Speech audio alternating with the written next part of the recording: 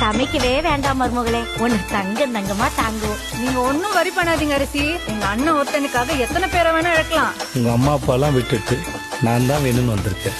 நாமளே இப்படி பாத்துக்கலன்னு அவங்க யோசிக்கிற அளவுக்கு உன்னை பாரு, மகாராணி மாதிரி வச்சு பாத்துக்க போறேன்.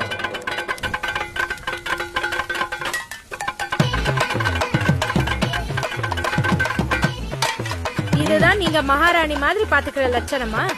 பிடிக்கலன்னா உங்க அப்பாவோட அரண்மனைக்கு கிளம்பி போங்கலங்க. எங்க வீடு எங்களுக்கு அரண்மனை தான் சார். மேடம், நீங்க இந்த மாதிரி சாரு சாருன்னு சொல்லும்போது அப்படியே கடுப்பாகுது மேடம்.